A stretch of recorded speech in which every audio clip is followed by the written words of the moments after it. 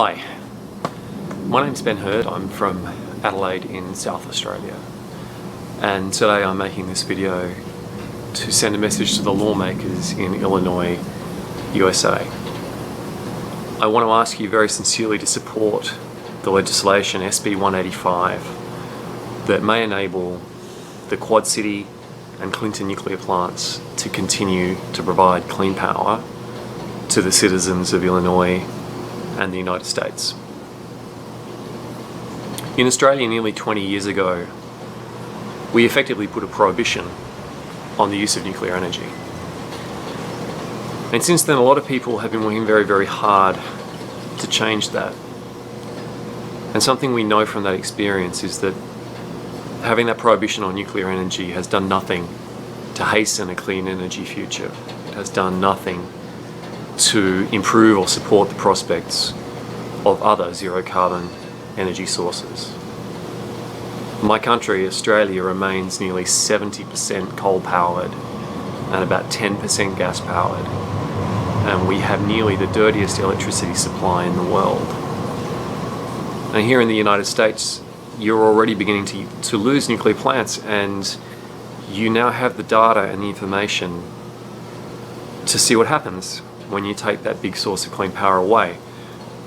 Other clean energy sources don't rush in to fill the gap. The gap is filled with fossil fuel sources, and the greenhouse gas emissions and the air pollution rises immediately.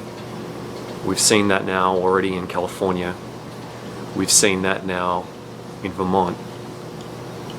And if these two large sources of reliable clean energy are allowed to disappear from the Illinois market, we will see it in Illinois.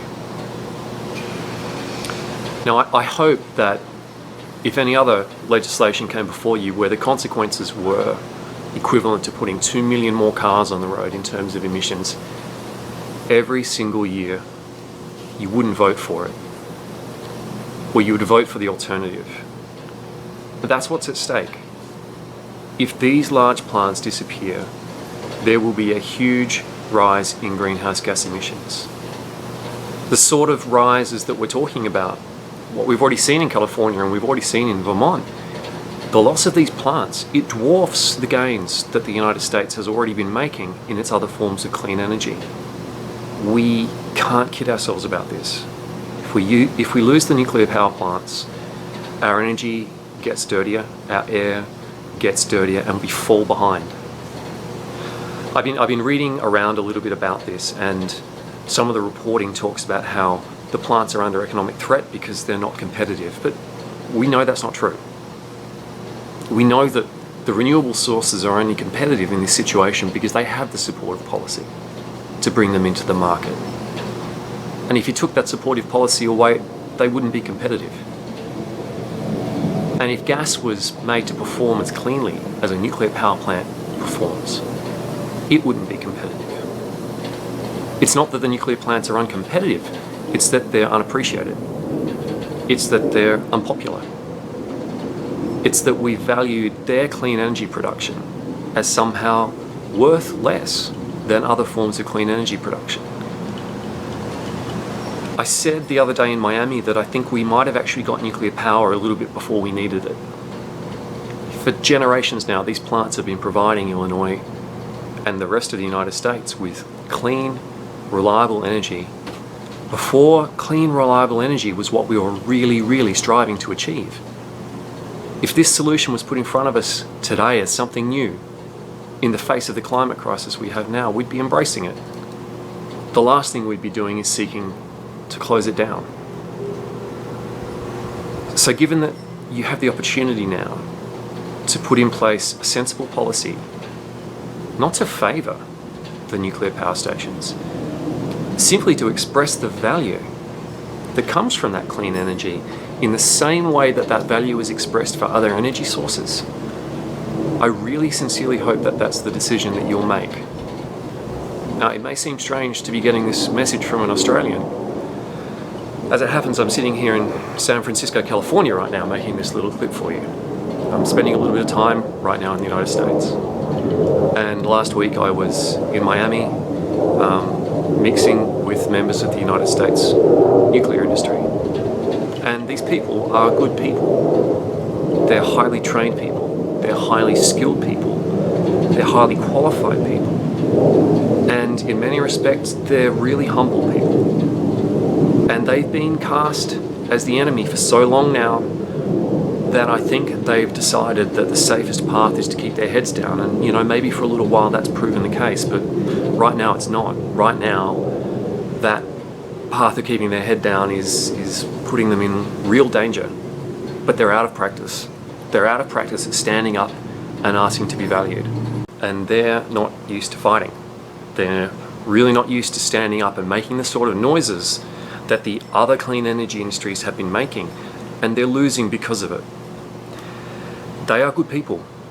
If this legislation doesn't pass, you will lose those plants. And if you do, you will probably lose those people over time from your community. Highly skilled, highly trained, highly qualified, passionate people who can do an amazing thing, which is provide us with reliable, clean energy. Now, we've just spent in South Australia now $6 million on an investigation to look at whether or not we should do more in the nuclear fuel cycle. And a big part of the reasoning behind that, to look at that, is because we really are starting to realise that we're probably going to need it if we're going to get to our long-term emissions targets. Part of the recommendations coming out of that is to form a technology-neutral energy policy, an energy policy that doesn't favour renewable as a brand. It talks about the outcome we need: clean energy, low carbon energy, and all technologies can contribute to that. A very similar sort of option that is before you now, and it makes sense, and we're going to need it. The whole world is going to need it. I think there's 13 plants that are under serious threat in the United States right now. The implications of the decision in front of Illinois lawmakers today are profound. There could be a horrific domino effect on clean energy supply in the United States, which, if it goes to its full consequence, it will take generations to recover that amount of clean energy in the United States supply, and we can't afford that. We don't have the time for that. So I'm asking again, please support this legislation to enable these plants to continue to do what they do so well. Don't let these assets disappear. I think that the most important climate change decision to be made in this 12 months period isn't going to be made by 150 nations in Paris. I think it's going to be made by a group of people in Illinois. And I really sincerely ask you to think carefully about the future and make a brave decision for clean energy for all of us. I understand it's your state. I understand they are your people. I understand this is your policy, but it is our atmosphere and it is our climate, and this decision is going to affect us all. So, humbly, I ask you to please take what I've said into consideration. Save these plants, support this legislation. And if you do, you will be applauded for it. Thank you.